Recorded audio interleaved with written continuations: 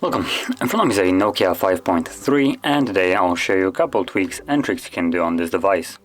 Now starting off, we're going to begin with the dark theme, which simply allows you to turn most of the pre-installed apps into this dark mode. So to get this enabled, all you need to do is go into the settings, display, tap on advanced, and in here you'll have the checkbox for the dark theme. Once you enable it, as you can see, it turns settings dark mode. If you pull down the notification panel, it's also in dark mode. And some of the apps will be in this mode as well. Now, I will mention right now that not every app will be supported by this, so probably majority of the apps that you download from Play Store won't be affected by this. Most likely even apps that are already installed here might not work, so if I open YouTube, it looked like it tried to be in dark mode, but then it just kind of didn't. Maybe it's just the fault that I don't have internet right now. Let's see what else is there to test. Well, this obviously is not in dark mode, as you can see, so not everything will be supported in here. But still, it does add a little bit of a customization to your device if you wish to change just so it's not purely white all the time. Now moving on to the next option, this one will be a little bit more in depth, so I'll also mention that this is probably for people that value their privacy, because the option is called sensors off, and it's a fairly well hidden option, accessible I believe from like Android 10 and up.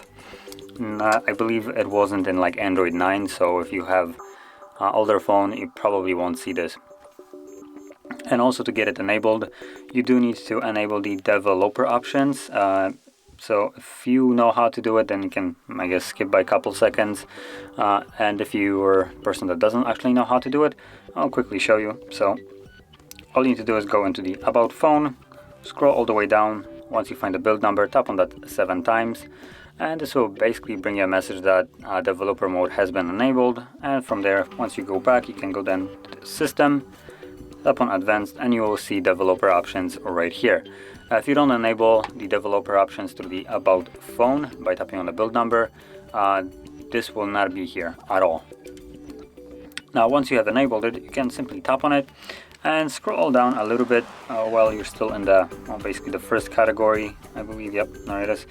Just tiny bit lower, quick settings developer tiles. Once you tap on it, you will have a bunch of different things that you can turn on here.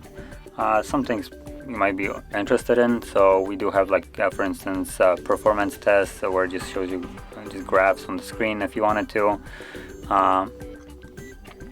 and some just general settings that are usually hidden, but the one that I kind of wanted to go over is the sensors off. Now before I enable this, I will pull down the notification panel just so you can see that in the notifications and all the toggles, the first toggle that I have right now is the Wi-Fi toggle. So without any changes, bam, enable this, and now once I pull it down, you can see that sensors off is right at the first place. And before I actually tap on that toggle to turn it on, I'm gonna quickly open up the camera.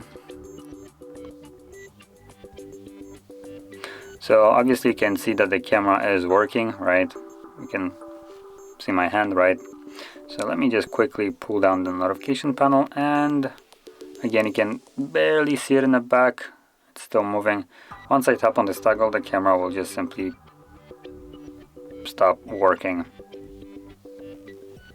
So you can see just, and here it completely froze. Now different phones have different effects when you enable it. Some of them just close off the camera, some of them crash. It looks like here it just completely freezes. So I'm gonna close it off like I just did and go back to the camera, which as you can see just now makes it closed. It doesn't show anything anymore.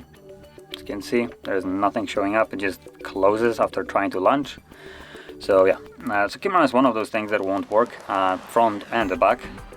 Another thing that won't work is microphones. So if someone calls you right now and you pick up your phone, assuming someone can call you, I haven't actually tested if people can call you right now, but assuming they can, if someone calls you, microphone is disabled, so if you try to talk to them, they won't be able to hear you till you disable this option, which in turn will turn on all the sensors, including microphone and, well, camera, which now should work, and there it is. So, like I said, a decent option for people that like their privacy. You can just quickly toggle on it, turn off the sensors, and have, well, complete security and privacy. Maybe not security, but at least privacy. So, moving on to the next one, it's also going to be in the developer options. It's going to be the animation speed, and this will simply allow you to increase the animation speed of, well, the animation. So as you can see, these kind of animations, like the zooming in is out of apps. If you close them, they kind of like shrink down. If you bring the recent, they slide from the side. So yeah, there's a lot of animations, obviously. So we can actually reduce them or completely remove them if we don't want them, or also we can increase them if that is something that you want, but that will just make the animations longer, which will waste more time, I would say. But anyway, again, in the developer options, what you want to do is then scroll down. I believe it's like past halfway, so let me quickly see. No, there we go. So you can see the bar is somewhere like around here. Okay, so we have these three different options. So we have window animation scale, transition animation scale, and animation duration scale. Now each one of them corresponds to a different set of animations. So as an example, the first one, the window animation scale, will basically change the speed of all the windows that open. Now if you're wondering what the hell is a window, it's basically the tiny little pop-up that shows up on the screen when you have multiple choices of something. So if I actually tap on this, this will bring up a window. So this is a window right here. So as an example here, a drastic one, I'm gonna set it to times 10, and now once I tap on it, you can see how super slow this is and, well, boring. But you could then also from here set it to 0.5, which will basically reduce the animation speed of it by half, making it twice as fast, and it's already way better. So I'm gonna set it to be for everything, but you could also take it a little bit further and just completely remove the animations altogether by setting it to animations off. So then things won't be animated at all. They will just instantaneously pop up on your screen. Now this is gonna be the fastest way, but might not be the best looking way, if you know what I mean. Some things, for instance, like if you go into recent, so as you can see, this is not really an animation, just to let you know. So this is just based on your hand movement, but once you let it go, it then takes over animation. So it then kind of like snaps into a position that it's right now in, right? So without the animations, when you let it go, it just kind of glitches into this position that is right now from whatever it was like when you were holding it. So if you, for instance, hold it like right now, you let it go, it just kind of poof pops into this position. It looks really weird, so just keep that in mind. So moving on to the next option, it's gonna be screen pinning. Now this is for people that just I guess would probably lend the device to someone. Let's just make a hypothetical situation. Someone wants to use your phone, you don't really know them or you don't really trust them with your phone. What you can do is enable the screen pinning, which will allow you to pin a specific window to a screen, and without the passcode they won't be able to unpin it.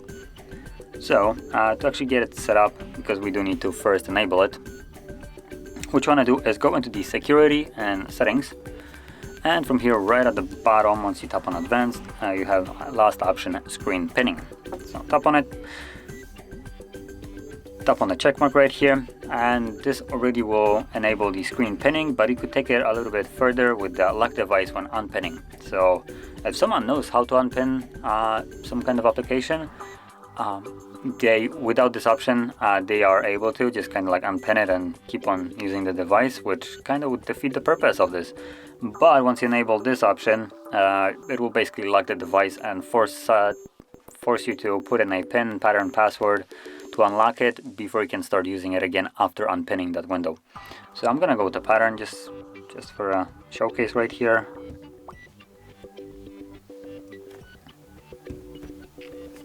And I'm not gonna be setting up a fingerprint, I don't really care. So let's go back. Okay, so it is enabled. So now let's see. So as you can see, you go into the recent, so just swipe up like this, and whatever app is open, the app that you want to pin, you tap on that little icon right there, choose pin, and it gives you a screen as pinned. It keeps it until you unpin, swipe up and hold to unpin. So here to unpin it, we just kind of try to go into recent basically. So let's tap on got it, and as an example right now, it is pinned. So if I try to go home, as you can see, just, and this is nah, nothing really happens. If I try to go back, as you can see, there is an arrow appearing, but it's not going anywhere further, right? It gives me this message to unpin, hold the screen, swipe up and hold. So if I do that right now, bam, it goes straight to being locked. And from there I do need to confirm the pin to get back to the phone. And while this is done, let's move to that last option, which is something that you might not be aware, which is the usability of a fingerprint sensor. So you can swipe down on it to gain a notification panel, which will basically allow you to, let me just grab it. So you swipe down on it. Let me just kind of try to show you the screen while I'm swiping down. So you can quickly access it without actually trying to swipe it down on the screen. Let's see. Now sometimes it just kind of works wonkily.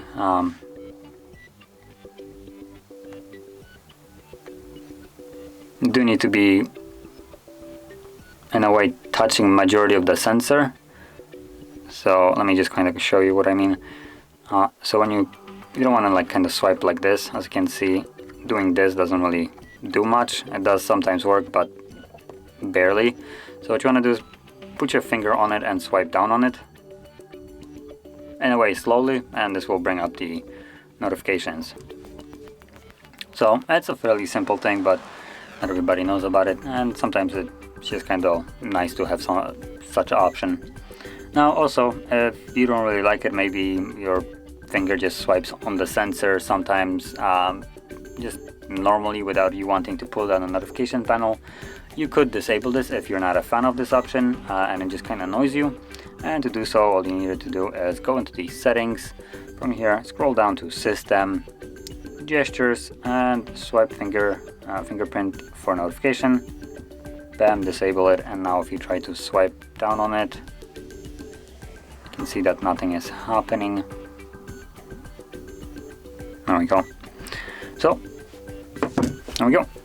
This would conclude all the tweaks and tricks that I wanted to share with you, but if you found this very helpful, don't forget to hit like, subscribe, and thanks for watching.